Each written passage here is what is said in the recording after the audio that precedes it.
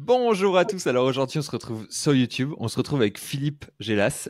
Philippe, c'est quelqu'un qui a fait pas mal de market et justement, j'avais pas mal de questions à lui poser, des interrogations sur son rôle, son expérience en tant que responsable marketing alors qu'il est chez Alliantech, mais aussi avec tout son passif parce qu'il a un gros passé dans le market, que ça soit digital ou non. Et donc, on va avoir pas mal de questions sur tous ces aspects-là. Et on va aller voir un peu, on va creuser l'aspect acquisition, l'aspect brand.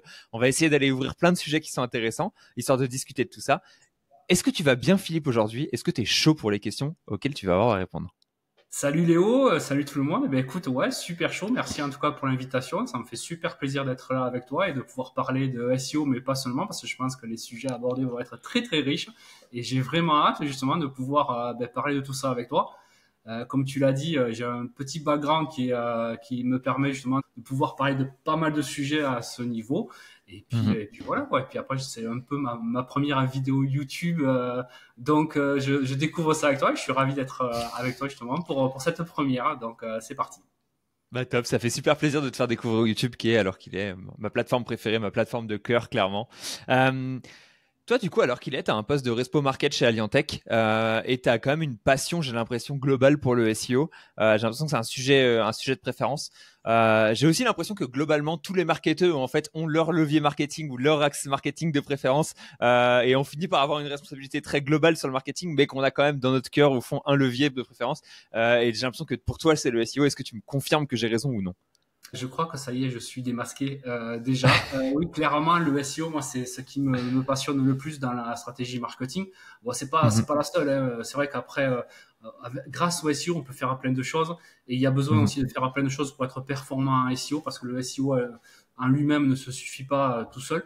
Donc, mhm, forcément, quand on est responsable marketing, on touche un peu à tout. Mais c'est vrai que le SEO, c'est vraiment le sujet. Et puis c'est tellement vaste, il y a tellement de choses. Ce qu'il y a de bien avec le SEO, c'est qu'on peut avoir une partie technique. Moi, j'aime bien aussi mettre les mains dans le cambouis. Et puis, il y a une partie aussi stratégie long terme, contenu. Et puis, mhm. tout un tas d'autres choses. Voilà, comprendre l'intention utilisateur. Enfin, voilà, c'est tellement vaste que forcément, on touche à tout un tas de choses, ce qui fait qu'on peut déployer tout un tas de stratégies diverses et variées en marketing. Et c'est pour ça que je Mhm. pense que le SEO, c'est parce qu'il est hyper riche que je m'éclate dessus, quoi. Alors là, je sors direct mon téléphone parce que je sens que je t'ai dit plein de choses qui m'ont super intéressé. Donc, je vais noter toutes les idées de questions qui me viennent au fur et à mesure parce qu'il faut pas que je les oublie.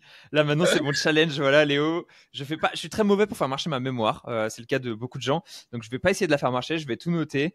Alors, il y a la complémentarité, il y a la D'accord, technique, il t'es y a la jeune, hein, stratégie long terme. Tu as dit plein de mots-clés qui m'ont tiqué direct. Je suis fan, quoi. je suis là pour ça. Les mots-clés, tu sais, c'est ma passion. Notre passion à tous, quoi. On va commencer avec la question de la complémentarité. Tu as dit que le SEO, c'était quelque chose qui était super intéressant, potentiellement qui se suffisait pas à lui-même. Tu vois qu'à long terme, en fait, c'était pas super intéressant d'avoir que du SEO, mais que c'était très complémentaire avec d'autres choses. Est-ce que tu peux nous en parler un peu plus? D'après toi, avec quoi est-ce que c'est complémentaire?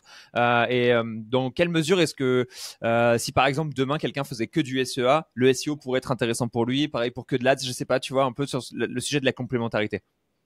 En fait, quand je parlais de complémentarité SEO et qui se suffisait pas à lui-même, c'était pas forcément par rapport à ça, même si c'est tout à fait exact ce que tu dis. Moi, c'était plus dans le sens où en fait, envoyer des gens sur un site web grâce au SEO, ça ne suffit pas à faire marcher un business. Tu peux envoyer, en fait, les résultats que tu obtiens en SEO ne suffisent pas à être des résultats business. On est au Mhm. marketing, on est là pour faire du business et générer donc de l'acquisition. En fait, c'est pas parce que tu as beaucoup de visites que forcément tu génères des visites qualifiées. Et c'est là où il faut Mhm. être bon ailleurs. Et donc, il y a besoin de copywriting, il y a besoin de design, du X pour pouvoir justement, une fois que tu as amené le visiteur sur le site web, pour pouvoir le convertir en lead et pour pouvoir le convaincre que tu es la bonne personne. Parce que le mec qui fait sa recherche sur le web, il va pas visiter que ton site. Donc, il faut être meilleur que les autres aussi à ce niveau-là, pas seulement en SEO. Et c'est pour ça que je dis que le SEO ne se suffit pas à lui-même parce que t'as beau avoir plein de bons résultats en SEO, si derrière tu fais pas les bonnes choses, alors là on est vraiment sur le design, c'est tout à fait autre chose. Mais c'est tellement une chaîne qui se suit que si t'es pas bon sur toutes les autres étapes derrière, ben finalement Mhm. ton SEO quelque part ne sert presque à rien parce que Mhm. tu as beau être très bon, derrière ça convertit pas. Et là c'est le drame. Ouais. Au final, le SEO, d'après ce que tu dis, c'est qu'un maillon de l'acquisition, qui est elle-même un maillon global du marketing. Et du coup, c'est un maillon Exactement. dans un maillon. Donc, faut pas regarder tout le monde avec seulement le petit spectre du SEO, quoi. Exactement. Et quand on travaille, c'est pour ça on doit justement avoir une vision globale du marketing, parce que le SEO qui ne fait que du SEO et qui ne se soucie pas du reste derrière, ben, quelque part, je pense qu'il est moins performant que quelqu'un qui comprend les problématiques des autres qui arrivent après, y compris les sales. Quand tu es là pour vendre, si tu ne comprends pas, si tu ne t'intéresses pas aux contraintes que vivent tes commerciaux derrière, si jamais tu racontes n'importe quoi sur ton site exprès pour faire venir quelqu'un et que derrière c'est hyper déceptif, y compris au niveau du produit, y compris au niveau de l'administration des ventes derrière, du suivi qualité, si tu ne fais pas tout ça, si tu n'as pas conscience de tout ça, ben forcément après ça va être comment dire, hyper déceptif. Ouais. C'est vrai que je découvre progressivement le monde de la vente actuellement parce que je suis passé d'un statut d'employé depuis longtemps à un statut d'entrepreneur maintenant où je monte une agence SEO. Et donc, il y a tout un spectre où j'apprends à vendre petit à petit et j'y prends énormément de plaisir. Je pensais pas adorer ça autant et pourtant j'adore ça. Et c'est super cool d'avoir en effet ce côté market, ce côté découvrir le besoin du client et lui vendre la chose dont il a besoin, que ça fonctionne, que tout le monde soit heureux. Ça fait plaisir d'avoir ce genre de relations clients, je trouve, et de relations avec les gens envers qui tu marketes, quoi. Et là où tu es vraiment performant, c'est quand tu arrives à aligner justement le marketing avec la vente. C'est là où tu es vraiment performant. Et c'est toute la difficulté parce que c'est vraiment deux services à part qui ont pas forcément les mêmes besoins, les mêmes attentes, les mêmes modes de fonctionnement. Et c'est là où quand tu arrives à vraiment à être raccord, c'est là où tu deviens bon, quoi. Est-ce que tu penses, donc là c'est même pas un truc où j'ai une opinion, quoi, je suis en train de me poser la question à tête ouverte, on va dire. Est-ce que tu penses qu'une boîte elle doit être plus pilotée en termes d'acquisition par le market ou par la vente? Et est-ce que tu penses que c'est plus facile de concilier, on va dire, la vente avec le market ou le market avec la vente? Comment est-ce que tu vois la vision vente et marketing pour toi? Ouais, je vais pas me faire des amis, mais je pense que c'est le marketing qui doit décider, quoi. Non, mais c'est le marketing qui doit décider. Maintenant, il doit pas décider tout seul, mais c'est vrai que les produits sont lancés, ça dépend un petit peu ce que tu vends. Mais en vrai, on se rend bien compte que c'est le marketing qui quand même drive un peu le monde, et c'est comme ça qu'on arrive à vendre des donuts à 8 euros parce qu'il y a par-dessus une petite chantilly et tout ça. C'est comme ça qu'on arrive à vendre des cafés pour 5 ou 7 euros, alors qu'un café normal, ça vaut quoi, quelques centimes, quoi. Si tu vas dans des marques avec un logo vert, par exemple. Donc, on va pas faire de placement de produits, mais tout le monde a compris. Donc, le marketing est fort. On peut parler d'Apple parce que Apple, c'est vraiment la référence ultime. Ouais. La question, c'est pas le produit, c'est comment tu vends le produit et comment tu amènes le produit. Donc, forcément, c'est ça là-dessus qui est le plus important. Après, le métier de la vente, c'est un métier très compliqué avec comme je disais tout à l'heure, des contraintes extrêmement difficiles. C'est dur de convaincre, c'est dur de vendre, c'est dur de signer. Moi, j'ai longtemps dans ma carrière côtoyé les commerciaux, donc je suis bien placé pour comprendre leurs problématiques et pour justement en tenir compte dans ce que je fais, dans ce que je mets en place. Et je pense que l'écoute, elle doit être des deux côtés, évidemment, parce qu'on quand je parlais d'alignement, c'est justement là le truc, c'est arriver à s'aligner et à comprendre les problématiques de chacun. Et ça peut être aussi dans le SEO, on va dire, pour mettre en place une belle page, c'est aussi des contraintes design, donc il faut aussi écouter son designer. Ça peut être des contraintes de dev, donc il faut écouter son dev, tout un tas de choses. Enfin, il faut s'écouter les uns les autres, tout simplement. On est dans la communication. Ouais. Ok, putain, super intéressant, c'est top ce que tu dis, c'est du bon sens, mais des fois on l'oublie un peu. C'est bien ta vision drivée par le market aussi. Je pense que la plupart des boîtes sont pas 100% drivées par le market et peut-être un peu plus par la vente que par le market, peut-être un peu trop d'ailleurs. Mais c'est vrai que souvent en fait la vente a quand même un poids énorme parce que c'est eux qui ont le tampon avec le chèque et du coup c'est plus facile de décider quand t'as le chèque dans la main en général. Mais c'est intéressant d'avoir la vision drivée par le market et ça fait du sens parce qu'en fait je pense que t'as plus de levier au marketing que tu en as dans la vente, encore que c'est deux trucs avec gros levier, mais je pense que marketing très très gros levier en effet au global, et tu as raison sur le fait que en fait quand tu vois les succès d'Apple et des grosses boîtes comme ça, tu te dis c'est sûr que le market a un poids énorme. En vrai, ça dépend aussi le secteur, parce qu'il y a des secteurs où ce sera pas forcément le cas. Là, je travaille actuellement dans la technologie, donc on nous propose des produits innovants. Dans l'innovation, tu es obligé c'est le market et la R&D qui travaillent ensemble pour justement sortir les meilleurs produits. Nous, on a des clients qui proposent des microphones ou des casques, ce genre de choses, dans l'acoustique. Forcément, c'est le market et la R&D qui drive les choses. Alors c'est sûr, tu as raison, c'est le sales qui ramène les sous, qui fait vivre la boîte, qui fait vivre un peu tout le monde.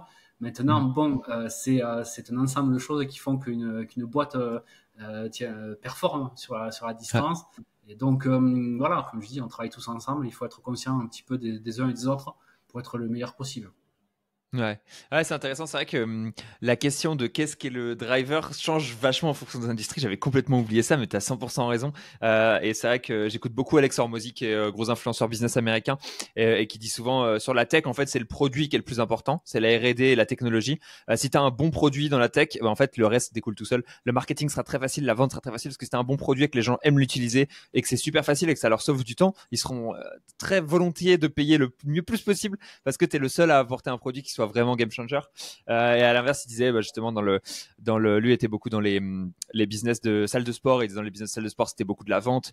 Puis il a fait beaucoup de marketing dans des trucs genre les compléments alimentaires, etc. Et donc tu avais plein de trucs qui avaient différents leviers. Des fois c'était la marque, des fois c'était du marketing très axé performance, des fois c'était les points de vente. Et en fait la constraint, la contrainte numéro 1 qui fait grossir le business, et le moteur numéro 1 change un peu en fonction des secteurs.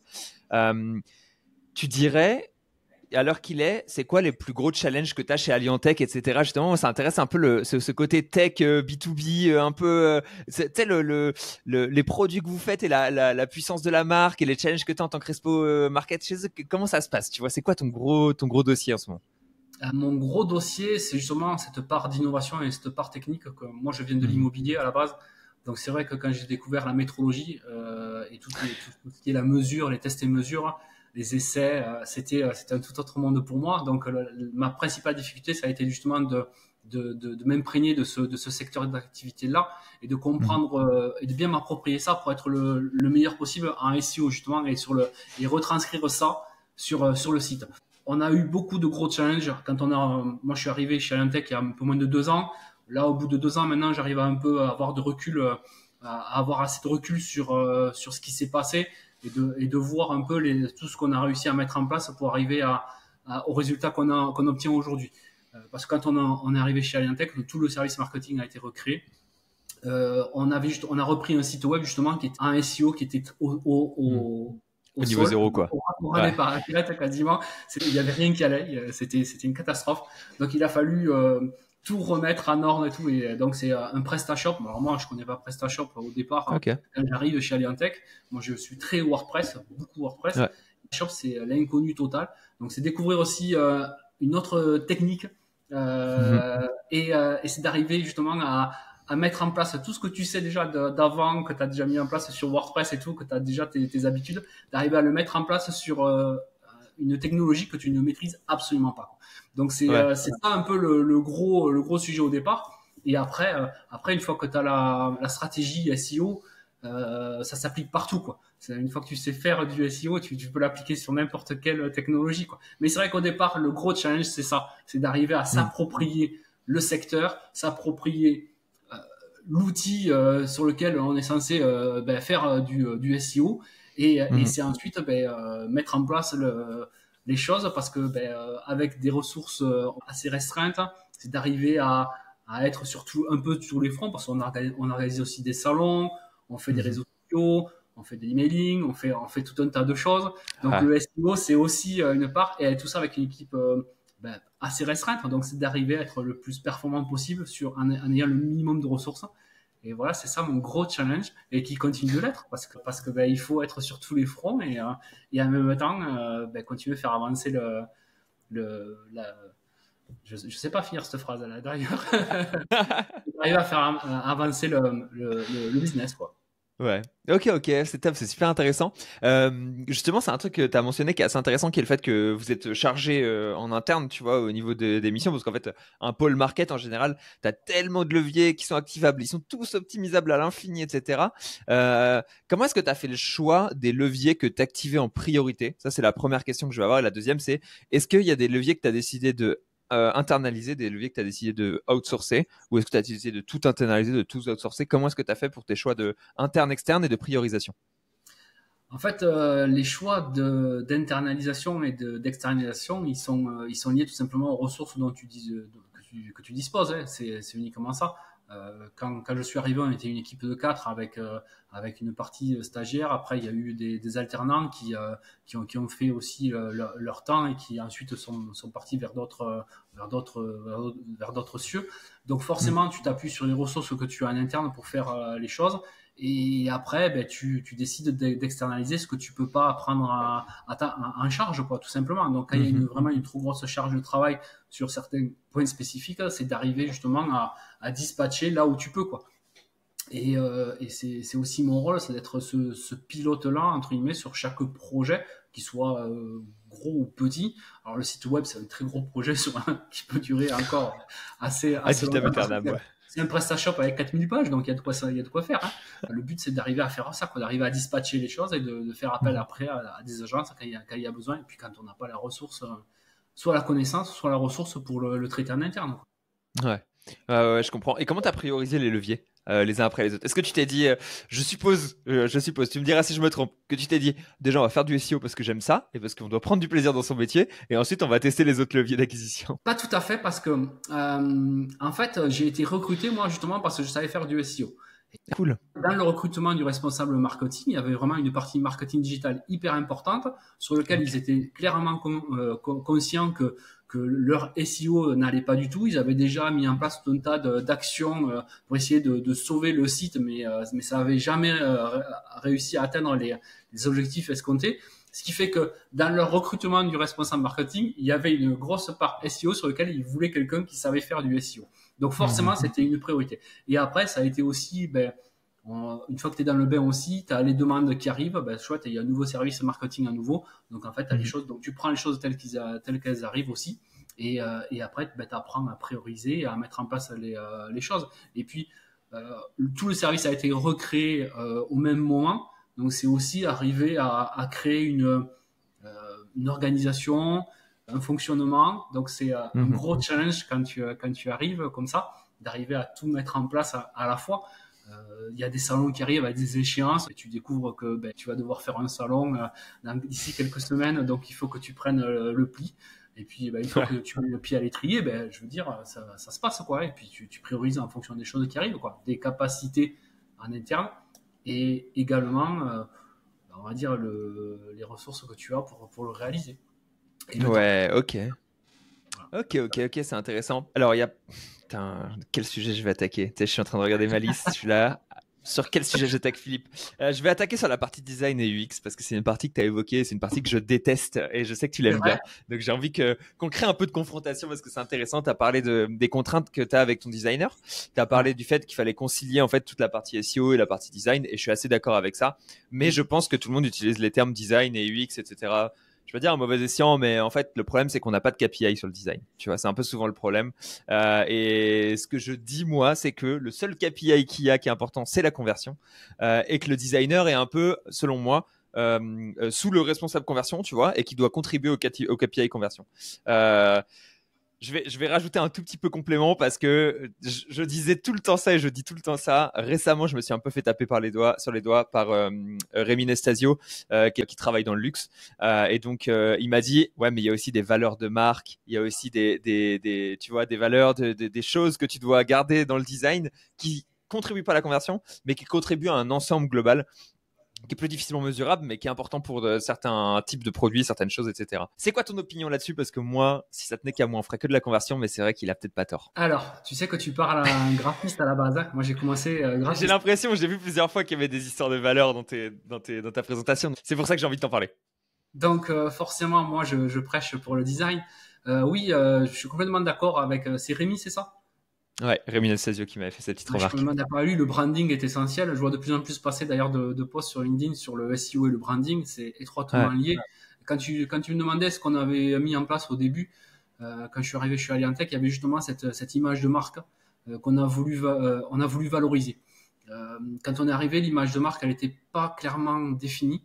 Il y avait déjà un logo, il y avait déjà des couleurs, il y avait déjà des typos, il y avait plein de choses, mais ça partait un peu dans beaucoup de sens parce que justement il n'y avait pas une direction artistique qui avait été mise en place et sur lequel justement qui va là aussi sur le ton de voix parce que ça fait partie aussi de l'identité de marque, la façon dont sur le site, dans le copywriting, sur les réseaux sociaux, dans la façon de formuler les choses. Il n'y avait pas ce ton de voix, il n'y avait pas cette identité.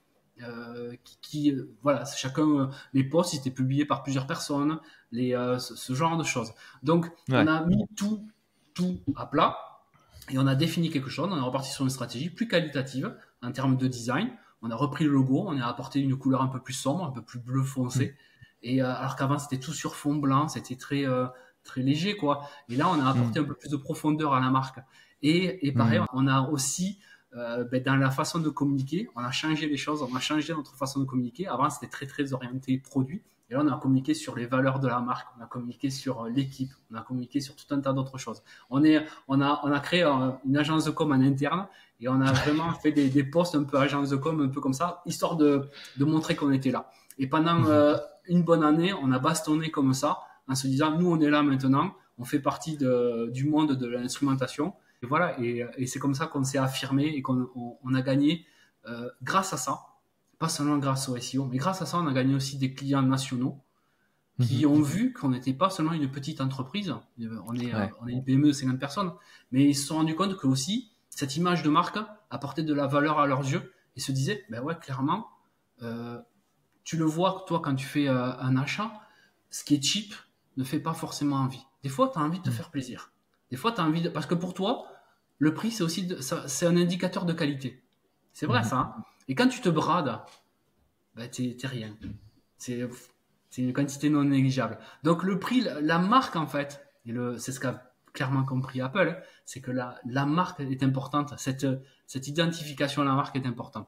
Et ça, pour moi, du coup, le design passe aussi par là, est hyper important, parce que justement, une personne qui arrive sur un site grâce au SEO et qui débarque sur un site où justement il se dit waouh, quand même, ça envoie, il y a une identité forte, ben il est bien. Et il a envie de continuer.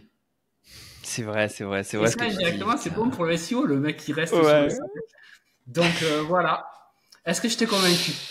Tu m'as convaincu, putain. En fait, tu vois que je suis vraiment dans une phase. Mais peut-être que je serai comme ça toute ma vie. Je sais pas si c'est le cas ou pas, mais je me réinvente. Enfin, je me réinvente. Je redécouvre des trucs très régulièrement. Et il y a 6 mois, je t'aurais dit bullshit. Tu vois, tout ça, c'est n'importe quoi, c'est bullshit. Mais là, ça fait 3 mois que je suis dedans et je me dis, putain, en fait, ils ont raison. C'est ça la vérité. C'est les branding et les valeurs qui sont importantes et tout. Et c'est marrant parce que là, je suis exactement dans cette phase où je suis en train de me dire, bon, allez, vas-y, il faut que je refasse du design. Il faut que je réapprenne à assimiler des valeurs de marque avec le contenu que je fais, que dans la manière qu'on a de parler, il y a ce côté valeur qui est retranscrit, etc., etc. Souvent, c'est un peu, ce que je réalise en ce moment, dans le travail que je fais, c'est que souvent, il y a un peu ce côté. Je trouve que c'est très abstrait la manière dont les gens ils parlent de valeur et d'identité de marque, et c'est toujours très difficile de se rapprocher à du concret, de comment est-ce qu'on définit les valeurs d'une boîte, comment est-ce que tu définis les valeurs d'une marque, comment est-ce que tu définis une identité graphique basée sur ça, comment est-ce que tu vois un peu tout ça, un ton en fait de marque, etc. Est-ce que tu peux nous donner un petit playbook rapide de comment est-ce qu'on fait ça en 2-2? C'est là toute la beauté et on va dire, le design, hein, c'est quelque chose de très, je sais pas si je peux dire abstrait, je vais me faire tuer si je dis ça, mais en vrai, c'est une vision. On va dire que c'est une vision. Le design, c'est une vision, c'est d'arriver à voir quelque chose, d'arriver à créer quelque chose de ce que tu. En fait, le design normalement c'est pas une inspiration venue de nulle part. C'est vraiment des ressentis sur la marque, sur les valeurs, sur le message que tu veux faire passer. On va dire sur ta cible aussi, sur à qui tu t'adresses, à qui tu dois communiquer ces valeurs-là dont j'ai parlé juste avant.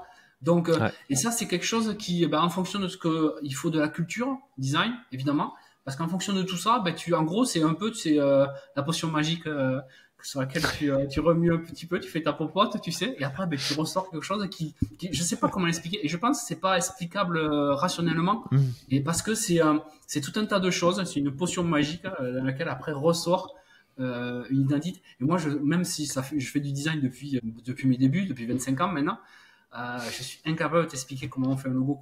C'est comme ça. Tu ressens les choses. Ouais, c'est intéressant. J'ai l'impression que c'est sais, en fait, toute ton expérience de designer, tu as beaucoup de culture graphique, tu vois beaucoup de logos, tu connais les marques, tu connais les valeurs qu'elles ont. Et en fait, derrière, tu refais une assimilation en disant, bon, bah voilà, la personne que j'ai en face de moi, elle a un peu de valeur, je sais pas moi, de autorité, autoritaire, tu vois, un truc très droit, etc. Bon, alors, qu'est-ce qu'il y a comme logo qui a ces valeurs-là? On essaie de recoller un peu ça, etc., etc. Genre, j'ai l'impression que tu prends l'inspiration de tous les gens qui ont les mêmes valeurs et tu essaies de faire un mix de tout ça, quoi.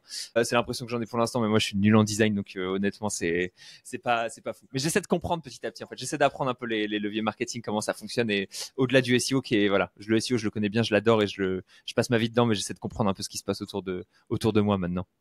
Mais le design, c'est vrai que là, comme je disais déjà par rapport au SEO, le design en lui-même ne se suffit pas. C'est-à-dire que c'est un ensemble de choses qui font que. Mais oui, le design pour moi est très important, évidemment. Évidemment. T'as dit un autre truc tout à l'heure qui m'a fait tiquer et qui me fait d'autant plus tiquer maintenant que tu nous expliques tout ton passé de designer. C'est le fait que dans le SEO, tu apprécies beaucoup la technique. Et c'est vrai que moi, c'est un truc qui m'a touché au cœur, hein. La technique dans le SEO, c'est de là que je viens. À la base, je suis développeur. J'ai adoré ça. Et c'était vraiment un truc dans lequel j'ai plongé à les pieds et poings liés. Derrière, ce qui s'est passé, c'est que j'ai beaucoup plus focus d'abord le netlinking, puis j'ai accepté que le contenu était important et qu'on pouvait faire des choses bien. Et je me suis entraîné, même si c'était douloureux. Mais j'ai fini par le maîtriser aussi. Mais je viens de la technique initialement et ça me fait plaisir que tu soulignes la technique. Ça me fait notamment plaisir parce que c'est assez rare que les gens qui ont beaucoup de justement cette aspiration artistique, tu vois, graphique, etc., que tu peux avoir, et cette passion aussi pour la technique. Et du coup, dis-nous en plus, qu'est-ce qui fait, comment est-ce que tu t'es retrouvé à kiffer la technique SEO, quoi? Moi, en fait, j'aime tout. C'est ça qui, je touche à tout. Et on parle des couteaux suisses, mais je pense que là, clairement, on y est, quoi. Je me suis découvert au départ, enfin, au début, j'ai commencé graphiste, comme je te disais. Et moi, j'ai découvert qu'en fait, je savais faire plein de choses et que j'aimais plein de choses. C'était ça. Donc, au début, quand j'ai commencé à designer des sites web, quand j'étais web designer, je me suis rendu compte que si tu as beau designer le plus beau site de la Terre, enfin, ça y arrive déjà, mais si personne ne le voit, ça sert à rien, quoi. Donc, c'est comme ça que je suis arrivé au marketing et au SEO plus particulièrement, c'est que ton site, si personne ne le voit, ça sert à rien, quelque part. Ouais. Donc je me suis penché sur le SEO, je me suis penché sur la technique, comment arriver à rendre aussi le site que tu codes, parce qu'au départ j'ai aussi appris à coder les sites from scratch. C'est vrai que t'es parti de l'époque design où en fait on n'avait pas un petit WordPress simple à installer en one click avec un joli thème, hein. On n'était pas en... J'ai appris à coder, il n'y avait pas encore le responsive, donc tu vois... Et c'est aussi le responsive qui m'a dit, bon, après, je vais arrêter de coder parce que là, ça devient beaucoup trop compliqué. Et c'est comme ça que j'ai basculé sur CMS parce que là, c'était injouable, quoi. Tous les médias corrigent, puis le HTML5, le CSS3, ça a complètement changé la donne. Et c'est très bien, d'ailleurs, je veux dire, ça a permis de spécialiser les métiers. Et ça, c'est très bien. Avant, on parlait de webmaster. Maintenant, on parle d'intégrateur. De temps en temps, j'entends encore parler, ça me fait toujours trop rire quand la personne me dit on va demander au webmaster. Et je suis là genre, j'ai vu même webmestre l'autre fois, la version française, et ça m'a fait sourire.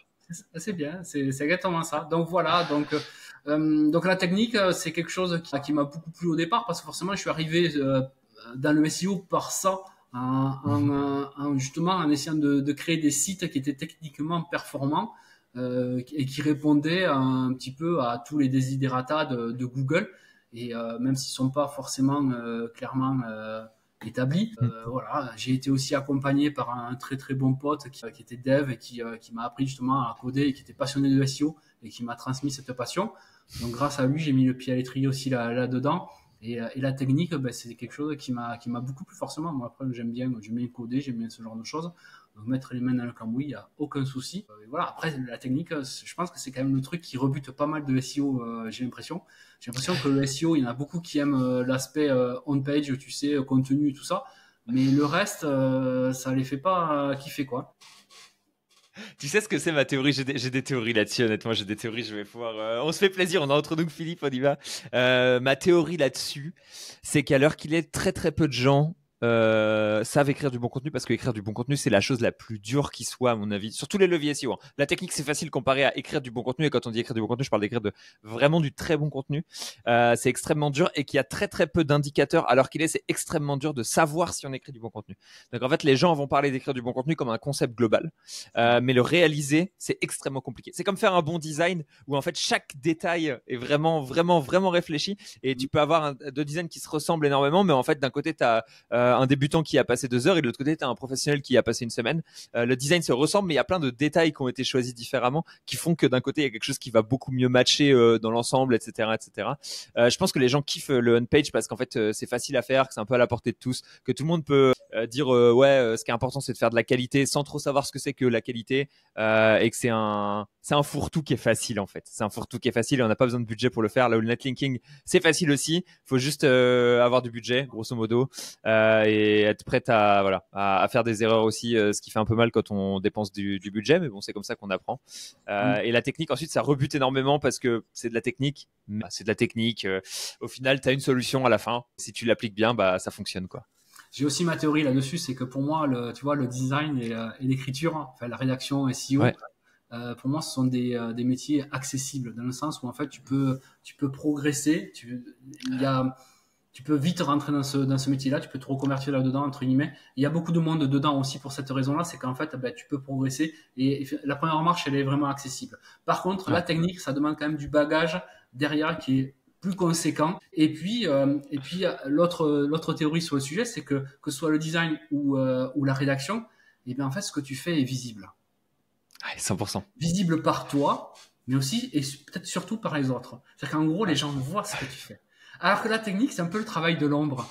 Et en fait, t'as beau passer une semaine sur un truc à résoudre un problème, tu sais, de données structurées qui te fait chier parce que, ou pardon, qui t'embête parce qu'en fait, ta Search Console, elle te met du rouge partout. Il y a que toi qui le vois ça, tu sais. Et quand t'arrives à le résoudre, c'est le truc qui t'indexe d'un coup. C'est ce qui nous est arrivé chez Aliantech. C'est pour ça que je parle en connaissance de cause. Mais quand on est passé de 3000 pages non indexées à 3000 pages indexées d'un coup, et que du coup, on a tout qui est passé dans le vert parce qu'il y avait des données structurées qui n'étaient pas bonnes, ben en fait, ça, je te jure, j'avais un super stagiaire à cette époque-là avec moi. Je te jure, on sautait partout, on jubilait. En fait, on passait pour des fous furieux parce que personne comprenait ce qu'on était en train de faire. On était dans le code, dans le cambouis, quoi, total, quoi. Les mains vraiment pleines dégoulinantes, quoi. Et je te jure, on a vraiment kiffé, mais il y a personne qui a compris ce qu'on a fait. Personne. Mais c'est nous, vraiment, putain. Ah, c'est vraiment, ce que tu dis, c'est super vrai. Je suis vraiment d'accord. Ça me, t'identifies super bien des points que j'avais. Tu sais, c'est des notions où j'ai l'impression que c'est ça, mais c'est bien quand tu le dis, ça résonne en moi, ça me fait plaisir. Je suis grave d'accord là-dessus et je pense en effet le fait de pouvoir faire voir quelque chose qui marche et qui est fonctionnel et qui est cool à toi ou à quelqu'un d'autre en moins d'une heure grosso modo, c'est fou et ça te permet d'avoir une feedback loop, un circuit de, tu sais, en fait tu fais quelque chose, tu vois que ça marche, c'est content, tu refais, etc. Et comme les premiers sites HTML où en fait tu fais ton premier HN, bah tiens, tu vois que c'est différent dans le terme de design, etc., etc. Donc c'est un peu ça me fait penser aussi du zéro quand on apprenait à coder les premiers tutos. C'était un peu ça, feedback loop très rapide, hop là, et ça te permet d'apprendre. Et en fait, tu continues, et c'est fini par designer un gros truc et tu dis, j'ai pas vu le temps passer, c'était cool, quoi.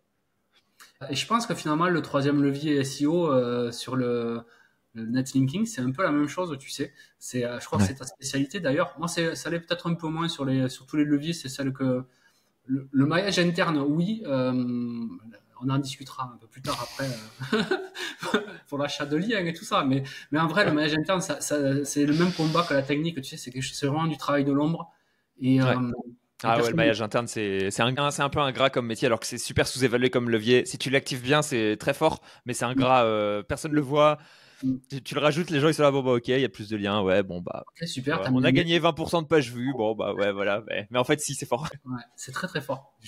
Et je pense que c'est à mon avis, le levier le plus sous-coté du SEO.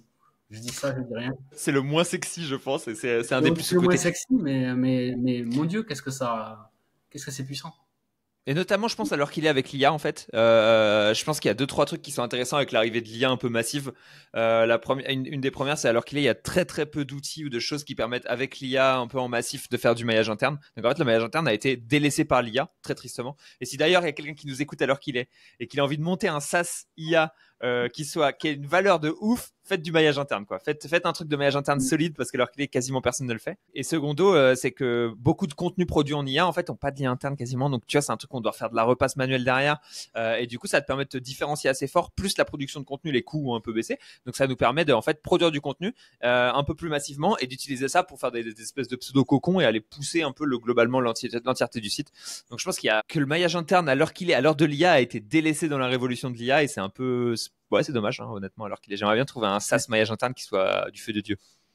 Ah, peut-être que ça va arriver. Hein. Écoute, peut-être que le fait d'en parler dans cette vidéo, ça va peut-être déclencher J'essaie des souvent. envies, des Tu sais, quand j'ai vocations. un besoin dans mon taf daily, je le dis en vidéo. Ah, s'il y en a un qui fait ça, n'hésite pas bien à me voir, hein, parce que j'en ai besoin, quoi. Comme ça motive un peu les gens. Non, mais c'est hyper important. Et d'ailleurs, alors j'ai vraiment une anecdote à te raconter qui te concerne parce que c'est vraiment très très drôle par rapport au maillage interne. Non, mais tu vas voir, c'est dingue. Hein. Le maillage interne, il y a également une partie obfuscation de liens. C'est pas évident à Ouais, prononcer. c'est pas simple. Dans les évolutions justement du site en cours, là, il y avait une partie obfuscation de liens qui était nécessaire dans le menu parce que justement j'avais créé des filtres sur une page. En fait, j'avais rassemblé plusieurs pages coquilles vides un peu où il y avait deux trois produits en une seule grande page avec des filtres qui permettent justement de lister selon certains critères. Sauf que dans mon menu, j'avais des accès à chacune de ces pages et du coup, c'était bien pour que les gens puissent accéder directement à chaque page concernée. Sauf que là, du coup, il fallait que je me serve des filtres pour pouvoir garder ces accès. Et cette partie-là, c'est pas bon parce que c'est justement des URL identiques. Donc, ça allait faire du duplicate content et ça allait pas être bon. Donc, j'avais besoin de faire de l'obfuscation de liens sur ces filtres de recherche. Et ce jour-là, en fait, ma mission, en arrivant le matin, je savais que ce jour-là, je devais m'occuper de ça et trouver une solution. Et c'est dans la nuit que tu m'as envoyé ton message pour me proposer cette vidéo. Et là, je me dis, mais qui c'est ce Léo qui m'écrit, qui me propose une vidéo. Donc, je vais sur ta chaîne YouTube. Et en fait, il y avait une vidéo parmi les premières sur l'obfuscation de liens, comment le faire et tout ça. Et en fait, du coup, je l'ai regardé, j'ai regardé comment toi tu en parlais, tout ça. Du coup, je m'en suis occupé et grâce à toi, j'ai pu gérer cette partie-là dans un temps imparti assez court quand même pour gérer ce problème-là et tout ça. Donc, je te remercie parce que c'était il n'y a pas si longtemps que ça. Mais du coup, j'ai pu gérer et ça dans le maillage interne. Tu vois, il y a aussi cette partie un peu négative SEO qui est aussi importante, c'est que le maillage interne peut être puissant, mais en même temps, ça peut te défoncer. Parce que si tu fais pas les choses bien. Voilà, Ouais. C'est vrai que c'est un peu. Moi, je suis un peu un forceur du maillage interne quand même. En fait, je suis un peu un forceur de tous les leviers SEO. J'ai l'impression, je suis très agressif, quoi. J'étais en call de vente tout à l'heure avec un gars et il m'a dit, ah, ça tombe bien, je cherchais un bourrin pour faire mon SEO. Je crois que je l'ai trouvé. C'est vrai que souvent, je suis un peu agressif dans ma manière de faire. Souvent, c'est parce que j'ai des sites qui sont très très thématisés sous la main. Donc, j'hésite pas. Les gens, ils ont un peu la structure à l'ancienne. On fait des silos et tout. Moi, je dis, là, on laisse tomber les silos. C'est logique de linker. On link un max comme ça, on envoie tout. Ça se balade, ça fait du bien au bot. Tant que c'est une texte et que c'est logique, c'est cool. Et si c'est cliqué par les utilisateurs, c'est encore mieux. Donc on en profite. Ça me fait plaisir de savoir que ma vidéo sur l'obfuscation t'a servi. C'est cool de voir des fois en fait des gens qui ont vu mes vidéos et qui me disent ah tiens c'était cool ta vidéo. Je dis ah putain c'est bien ça. Il y a vraiment une utilité plus que quelques vues et 2-3 likes. Il y a vraiment une utilité globale donc ça fait chaud au cœur. Ah, complètement là vraiment ça a matché. C'était incroyable quoi. Je me dis ben, exactement ce que je cherchais ce jour-là, ce matin-là parce que j'avais ça comme mission et t'es tombé mais parfaitement. Bah parfait. Si t'as d'autres missions, à un moment ou à un autre, que t'as des galères, tu me dis, je te fais une vidéo, hop là, c'est réglé. Ouais. Alors, il y a une question. Alors là, ça va peut-être pas intéresser nos auditeurs, mais moi, ça m'intéresse. Et quand ça m'intéresse, je pose la question. C'est la question des salons, parce que tu m'as parlé plusieurs fois des salons. Ça fait plusieurs fois que j'entends parler des salons, et c'est un domaine que je connais pas du tout. Moi, les salons, je le connais un peu parce qu'en fait, j'ai été faire 2-3 confs SEO Camp ou NC Web ou des trucs comme ça, qui sont des salons SEO très cool que j'ai adoré faire et j'adore speak en salon. Et d'ailleurs, s'il y a un organisateur de salon qui nous regarde alors qu'il est, je suis toujours très heureux de venir speak pour vous. Mais même en tant qu'auditeur, en fait, aller dans les salons en tant que participant, j'adore parce que je revois plein de gens que j'ai kiffé voir. Ça me permet de parler, d'avoir un peu de veille, etc. Et tous les speaks sont très souvent de très bonne qualité. Donc, tu apprends des très bonnes infos. Mais récemment, en fait, j'ai plusieurs fois entendu parler des salons pour le marketing et pour le fait que, bon, bah voilà, en fait, le salon, c'était très fort d'un point de vue market pour avoir des relations, pour faire de la vente et tout et tout. Est-ce que tu peux en parler un peu, pour toi, les forces, les faiblesses des salons? Dans quel salon est-ce qu'on doit aller? Comment est-ce qu'on doit le faire, etc. Ah, les salons pour le marketing, tu parles? Pour le marketing et pour la vente, pour le bizdev, allez, globalement. Ok, parce que moi, c'est vrai que je fais pas beaucoup de salons dédiés au marketing et par contre, Non, je veux dire les salons, l'utilisation des salons pour le marketing global de la boîte. Donc en l'occurrence, peut-être toi des salons liés à l'instrumentation ou des choses comme ça. Peut-être moi des salons liés aussi, ou peut-être justement d'aller dans des salons qui sont pas liés au SEO pour aller vendre du SEO. Je sais pas, justement, c'est tous ces trucs-là que j'ai entendu récemment où j'ai pas vraiment d'avis. En fait, en business, le réseau est hyper important. Développer le réseau est hyper important. Et on va dire que c'est la fonction première du salon, c'est d'être présent là où ton secteur d'activité est. Les acteurs de ton secteur d'activité, quand je parle d'acteurs, c'est tes confrères, je ne vais pas parler de concurrence, mais de confrères, mais aussi tes clients. Donc en fait, c'est un peu les places to be de tes secteurs. Encore plus si ce sont des niches ou des secteurs vraiment très spécifiques, ce qui fait que tu te dois d'être là quelque part. Donc en fait, ce sont des investissements sur l'image de marque. C'est quelque chose qui est absolument pas quantifiable en termes de retour sur investissement. Ça, c'est vraiment la grosse galère du salon. C'est un truc. Donc c'est quelque part, tu alloues un budget à ça. C'est de la notoriété. C'est un endroit où tu te dois d'être parce que tu sais que les autres y seront et tes clients aussi y seront éventuellement. Et c'est là où peuvent se créer des opportunités. Mais souvent, les opportunités des salons se créent pas de suite comme là, tu as un lead qui rentre par ton site ou n'importe quel autre canal. C'est souvent des choses qui se construisent après avec le temps et c'est vraiment du relationnel, du réseau. Et c'est hyper important et on va dire que l'aspect graphique aussi est très dominant parce qu'on touche au branding là aussi, à l'autorité. Donc c'est là où tu te dois d'avoir une image de marque assez forte pour justement attirer le chaland parce que clairement tu as un petit peu de tout sur les salons, tu as beaucoup de curieux, mais tu peux avoir aussi des opportunités très intéressantes. Ok, super intéressant. Est-ce que tu aurais un mini playbook salon cette fois? Après le playbook image de marque, je te demande le playbook salon. Si demain je devais générer du business ou du réseau du moins avec des salons, qu'est-ce que tu me conseillerais de faire? Générer du business rien qu'avec les salons, c'est pas évident. Je pense qu'il faut déjà avoir je pense que quand tu démarres un business, le salon c'est pas le bon canal pour démarrer. Autant le réseau, oui. Et dans ce cas-là, moi je conseillerais plutôt d'être visiteur de salon, d'y aller avec sa petite carte de visite, parce que les cartes de visite ça marche toujours aussi bien. Je suis n'en déplaise au digitaleux, mais voilà, d'arriver avec sa petite carte de visite et d'y aller finalement, de se présenter tout simplement et d'y aller au bagou, hein, comme on dit.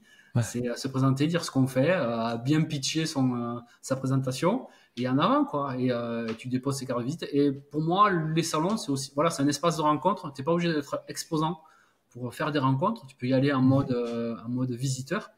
Et voilà. Et pour moi, tout est opportunité. Donc voilà, à partir du moment où tu as tes cartes de visite, dans n'importe quel lieu, tu peux travailler ton réseau. Et pour moi, je pense que c'est vraiment le meilleur levier en démarrage. Bien avant le SEO, parce que le SEO c'est du long terme. Donc, et on en revient finalement au SIA. C'est que le SEO aussi, quand tu veux démarrer, c'est bien. Mais encore faut-il avoir une bonne page d'atterrissage, parce que si tu renvoies sur n'importe quoi, c'est ce qu'on parlait de l'alignement. Tu vas payer, pareil, hein, c'est comme le SEO, tu vas payer des gens pour aller quelque part. Et les gens, s'ils restent pas, si ça convertit pas, c'est la cata, quoi. Ça sert à rien. Je vois qu'en parlant d'alignement, je vois qu'on a aligné Philippe parce que j'avais deux questions en tête qui sont sur le SEA et justement sur l'alignement et sur le long terme.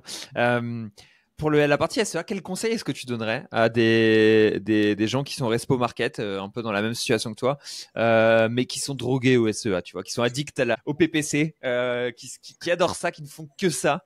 Quel serait ton conseil? Qui me passent leur budget SIA pour faire du SEO, tout simplement. Ils verront la différence. En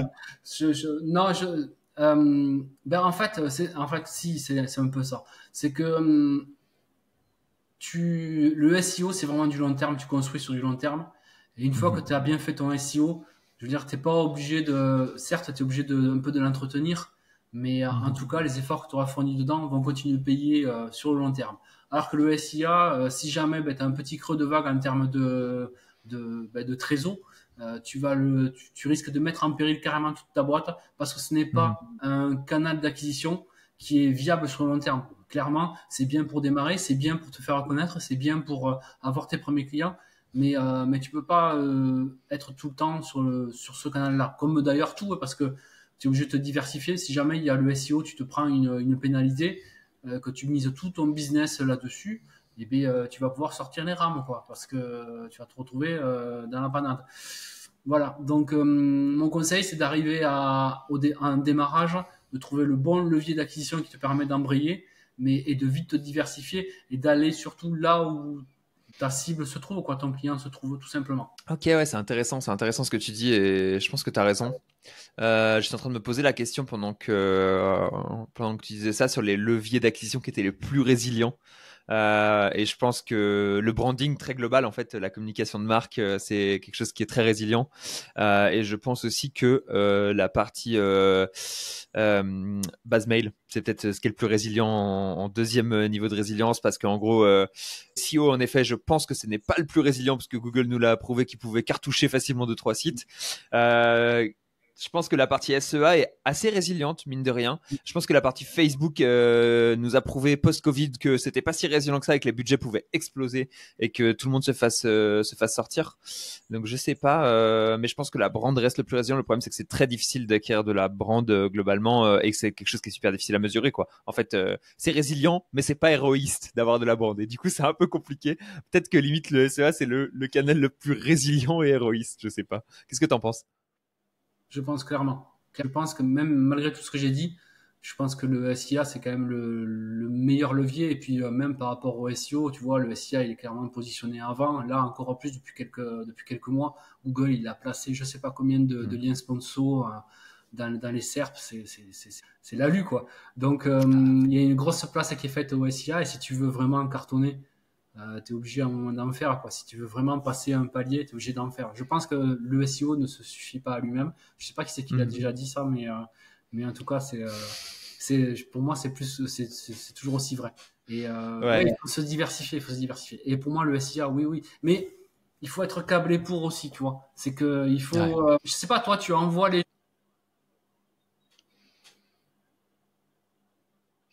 Ça dépend de ce que tu vends, quoi. C'est toujours la question. Ouais, si tu vends des formations en mode infopreneur, bah t'envoies ta landing bien optimisée avec ta petite VSL et compagnie. Si d'un autre côté, toi, par exemple, tu vends des systèmes, des systèmes compliqués avec où il y a besoin de devis, il y a besoin de, c'est assez large, etc. C'est compliqué à faire. Moi, j'enverrai sur le site globalement. Enfin, j'arroserai un peu tout le site avec les opportunités qu'il y a et c'est de voir comment est-ce que ça convertit. Mais c'est très compliqué de trouver la bonne manière de faire. Moi, alors qu'il est pour vendre du SEO, je pense que le SEA c'est assez compliqué parce qu'en fait en face de moi il y a des gens qui sont très forts globalement pour faire du SEA et qui vont vendre du SEO via les agences, etc. Donc j'essaie pas trop de me frotter à ça sur ce côté-là, même si j'en ai fait un tout petit peu d'ailleurs. C'était pas une réussite. J'ai pas mis assez d'argent pour que ça soit une réussite ou un échec. Mais ça dépend pas mal des niches. Je pense qu'il y a des niches où tu peux arroser un peu tout le site. Quand tu es sur de l'inspirationnel et que les gens doivent faire leur choix au fur et à mesure, arroser un peu tout le site. Quand tu es sur des trucs très précis où tu vends un produit, une seule offre, bah la landing page optimisée. Je dirais ça comme ça. Moi, je suis plutôt landing page aussi. Je suis plutôt team landing page. Pour moi, le SEO, c'est le site web. Ouais. Et le SIA, c'est la landing page. Après, comme tu dis, il n'y a jamais de réponse globale et définitive. Hein. Tout dépend, évidemment, ce que tu cherches à commercialiser. Donc, il faut s'adapter, on va dire, un petit peu à ta cible et à ce qu'il va rechercher. Mais attention, ça peut coûter cher de renvoyer sur un site web. Ouais. C'est ça le truc par contre, c'est qu'en fait, quand tu arroses un truc qui est pas super opti, bah, ça pique quoi. Après, le truc c'est que sur une landing, tu peux pas mettre énormément d'offres, quoi. Souvent, c'est un peu le problème, t'es limité, quoi. Donc, si t'es sur un truc qui est très généraliste et qu'ensuite les gens doivent faire leurs décisions pour plusieurs produits, c'est un peu compliqué, je pense. Après, sur le côté e-com, t'as du shopping et tout, mais typiquement, e-com comme toi, où c'est des devis, bah, c'est pas vraiment la même chose, etc. Donc, ouais, c'est assez compliqué hein, de faire du SEA sur des produits qui sortent un peu du spectre e-commerce traditionnel ou lead gen traditionnel, quoi. Au final, c'est un truc qui est un peu différent et c'est pas tout à fait la même chose, quoi. Oui, après, si tu as un e-commerce, c'est sûr il vaut mieux avoir un bon site e-commerce sur lequel tu peux renvoyer. Mais là, c'est pareil, il faut que techniquement, il soit hyper performant. La plupart des gens qui font du e-commerce, en général, c'est sur mobile, donc il faut vraiment que au niveau du responsive, il soit vraiment hyper nickel. On va reparler du design parce qu'un e-commerce, c'est hyper important pour convertir. Ouais. Au-delà des valeurs, là, juste pour la conversion, vous devez monitorer ça. Hein. Non, mais il y a tellement d'exemples qui sont hyper parlants.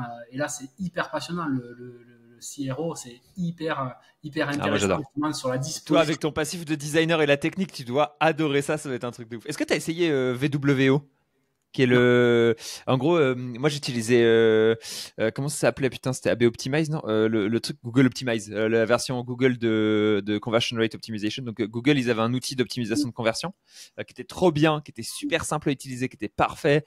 Ils l'ont coupé du jour au lendemain sans raison. J'étais là, une de mes plus grosses pertes de 2023, je pense. Et derrière il y a VWO, donc qui est un outil d'optimisation de conversion qui a une version freemium qui est très très bien, qui t'autorise 10 000 visites par mois, qui est super facile à utiliser, full free jusqu'à 10 000 visites. Je sais pas si tu l'as utilisé ou si tu utilises d'autres outils d'optimisation de conversion, mais c'est trop bien. Moi, j'adore et je suis là pour. Tu fais des micro-changements, je fais n'importe quoi avec les couleurs, je mets mes boutons un peu partout et puis tu vois les courbes, est-ce que ça monte, est-ce que ça descend, c'est nickel, j'adore ça. Non, parce que je pense qu'en termes de SEO, c'est trop. Quand tu renvoies sur un site web comme ça, le SEO c'est tout un site web. C'est difficile d'arriver à faire ce genre de test. Quand tu fais de l'acquisition par du SIA, évidemment, tu peux te permettre justement de faire de l'A/B testing et de tester tout un tas de choses et de voir un peu quelle est vraiment la campagne qui marche le mieux, pourquoi, à quel endroit. Et c'est même, il faut faire ça. Si tu fais pas ça, on parlait tout à l'heure de perdre des sous, mais oui, non, tu es obligé d'optimiser tes campagnes par rapport à ça. Donc non, moi je fais pas assez de SIA chez Alentech, on n'en fait pas. Donc je fais pas assez de SIA pour utiliser ces outils-là. Et en vrai, le design, j'en fais quasiment plus. Mais après, je prône le design, mais je n'en fais quasiment plus, quoi. Je suis sur tout un tas d'autres missions plus stratégiques, même si je suis beaucoup dans l'opérationnel. Et je ne veux pas en sortir d'ailleurs, parce que l'opérationnel, c'est très important pour moi. C'est la vie, c'est important, hein. En fait, je pense que dès que quelqu'un sort complètement de l'opérationnel, c'est assez difficile parce que tu as beaucoup moins de contacts terrain. Et du coup, surtout si tu sors du market, en fait, t'es plus connecté avec la réalité de la situation et je pense que tu es moins performant globalement dès que tu sors complètement de l'opérationnel. Même si, bon, d'un côté, je vais pas te mentir, j'aimerais bien aussi sortir un peu plus de l'opérationnel. Voilà. On est toujours divisé entre des souhaits, des envies, etc. Oui, tout à fait. Ça dépend les profils aussi. Ouais, clairement. J'avais une question sur l'aspect court terme vs long terme, qui est quelque chose qui est assez important, compliqué et alors qu'il est, c'est difficile de dire voilà, est-ce qu'il faut viser quelque chose à court terme, est-ce qu'il faut viser quelque chose à long terme. Le SEO, ça peut être un peu des deux, même si c'est quand même plus long terme au global. C'est quoi ta vision sur cet aspect-là, le fait de capitaliser sur du long terme vs le fait de créer du cash flow sur du court terme? Est-ce que tu penses qu'il faut absolument tout miser sur du long terme? Est-ce que tu penses que avoir que du court terme, c'est quelque chose qui peut être viable vraiment parce qu'en fait, je pense à des business qui pourraient tourner full court terme et pourquoi pas. C'est quoi ta vision sur l'aspect long terme vs court terme? Comme pour beaucoup d'autres questions, ça dépend d'énormément de choses, évidemment. Non, mais c'est vrai, il y a tellement pas c'est difficile de se prononcer comme ça. Ouais. En soi, je dirais qu'il faut évidemment travailler sur du court terme quand tu commences. Tu es obligé de faire rentrer du client, d'obtenir des résultats rapidement et avec un minimum d'efforts. Donc tu vas sur les solutions les plus accessibles, les plus faciles et les plus faciles à mettre en place et qui sont susceptibles de générer des résultats dans un délai très court.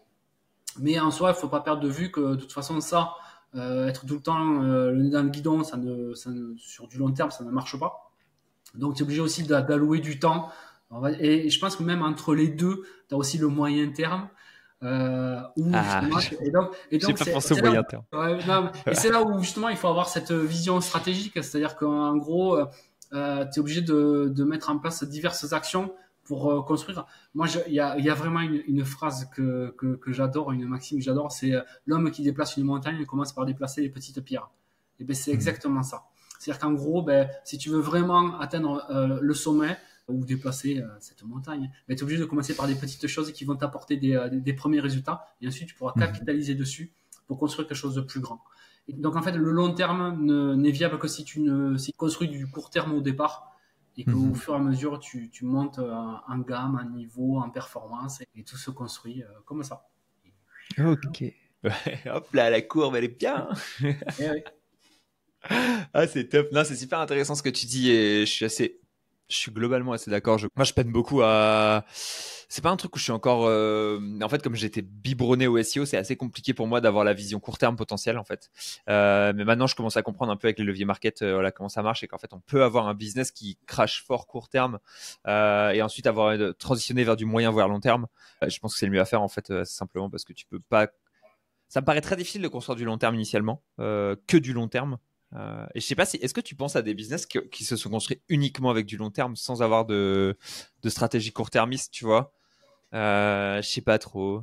Des trucs qui sont très court terme et qui restent à être court terme ad vitam aeternam, ça j'en vois. Tu vois, il y en a pas mal des e-com en fait qui bombardent en pub, qui tournent en pub, zéro de marge. ça y va, ça bombarde, on s'arrêtera pas et c'est comme ça que ça tourne, on fait du volume d'affaires et c'est là-dedans qu'on s'y retrouve. Des business qui sont construits que sur du long terme, je me dis toujours, putain, au début, faut avoir les reins solides. Hein. Déjà, pour commencer, c'est déjà très important de penser à cet aspect-là. C'est qu'il il te faut la trésorerie pour pouvoir penser que long terme. Donc, franchement, c'est une question qui me prend un peu au dépourvu. Écoute, je vais réfléchir, j'apporterai une réponse. Il y a peut-être pas de cas, hein, il y a peut-être pas de réponse en vrai. Et ça paraîtrait presque normal d'avoir ce truc-là.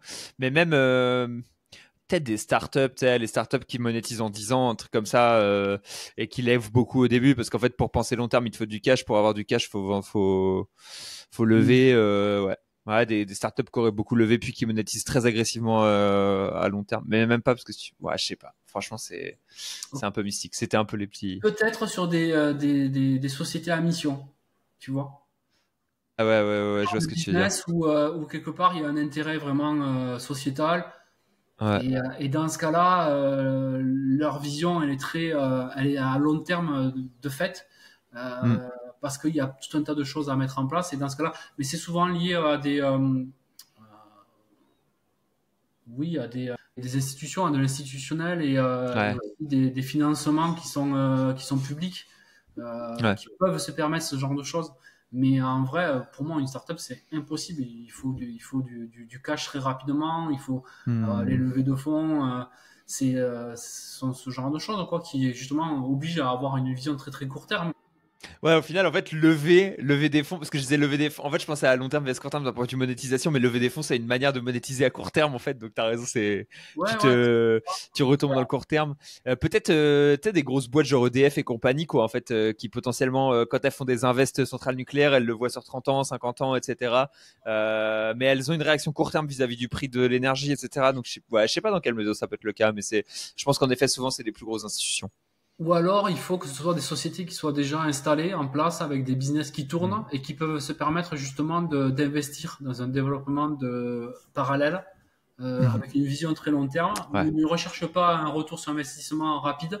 Donc, ils ont cette capacité à investir à côté pour justement proposer quelque chose plus tard.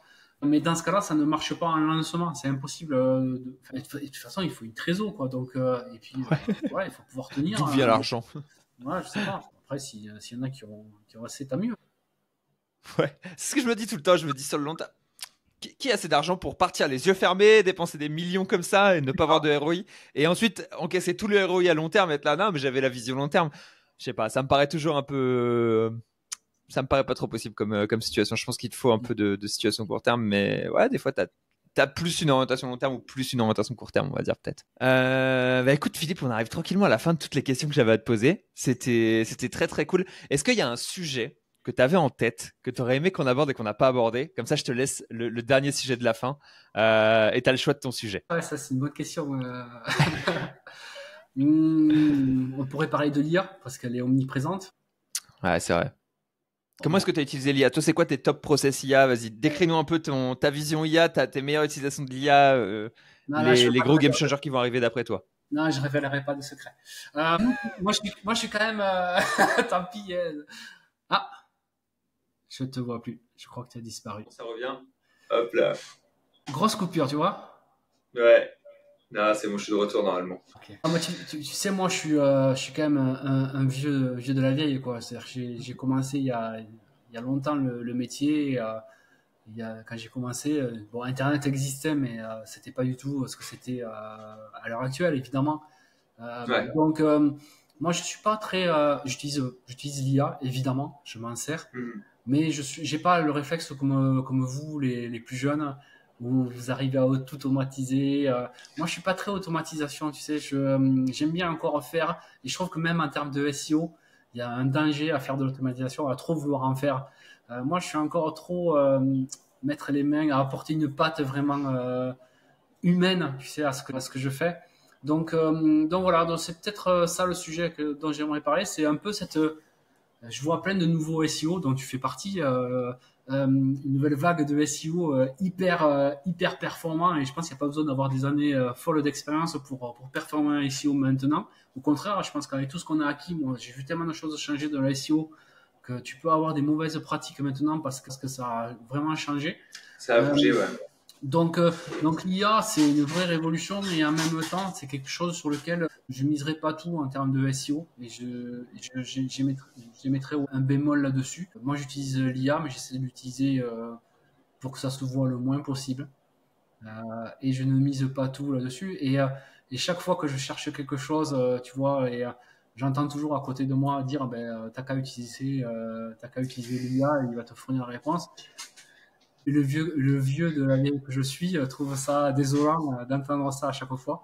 Mais voilà, c'est une vision qui est tout à fait personnelle, et moi je reste épaté par les jeunes qui arrivent à automatiser un tas de choses, utiliser l'IA à fond et tout ça. Je vais te donner une version qui est légèrement différente, mais qui ressemble un peu. Vas-y, dis-moi. Et je pense que c'est sur la durée qu'on verra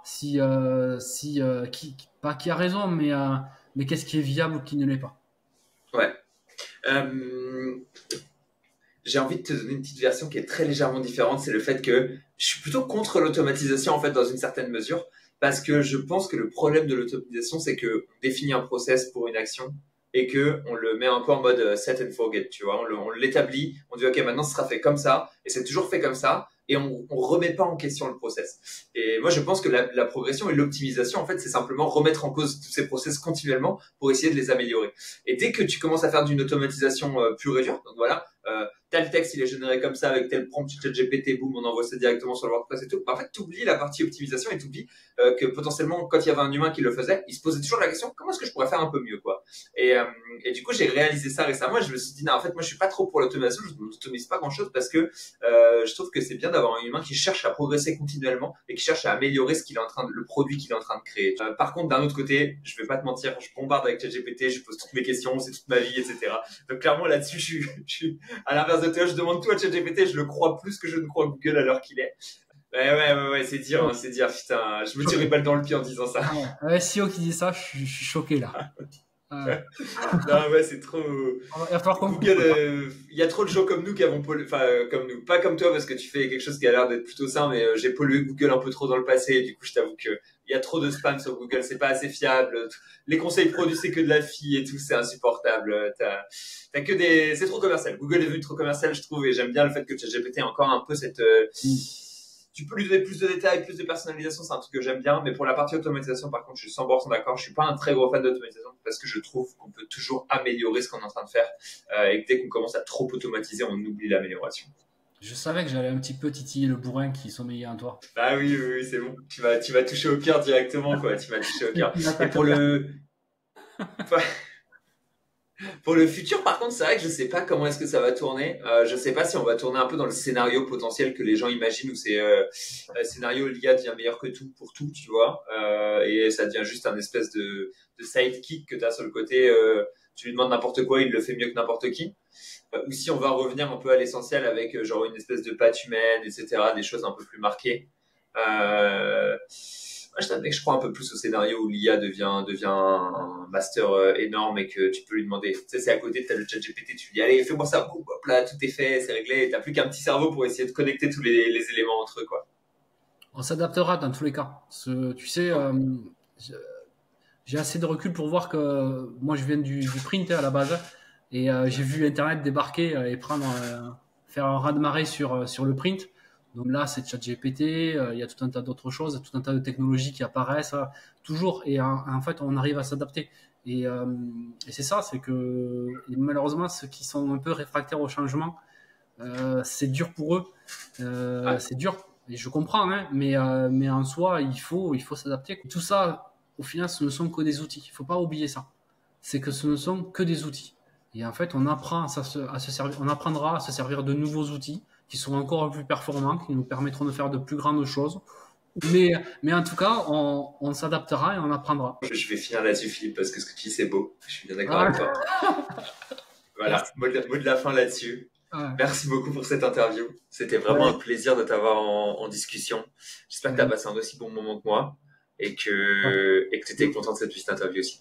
Pour une première, je te remercie vraiment. Merci pour l'interview. C'était super sympa de pouvoir partager ce genre de choses. Et c'est aussi pour ça que moi, j'ai aimé aussi être formateur à un moment donné dans ma carrière. C'est pour pouvoir justement transmettre tout ce qu'on m'a transmis auparavant. Tous les gens que j'ai rencontrés auparavant dans ma carrière et qui m'ont apporté plein de choses. C'est pouvoir le redonner parce que c'est hyper important. Je pense que c'est aussi pour ça que tu fais des vidéos YouTube. Ouais, clairement. J'aime beaucoup YouTube évidemment aussi, hein, même si je suis pas encore présent. J'y serai peut-être grâce à toi. Tu y arrives bientôt. En tout cas, c'est un vrai plaisir d'échanger, de parler avec toi. Merci vraiment. Eh ben, écoute, plaisir partagé, Philippe. J'espère que tous les gens qui nous ont suivis jusqu'ici pendant 1 heure ont aussi pris du plaisir et qu'ils ont appris plein de belles choses. Sur ce, je vous souhaite une bonne journée sur YouTube et Philippe, je te souhaite une bonne journée à toi. Ciao, ciao. Bonne journée. Salut.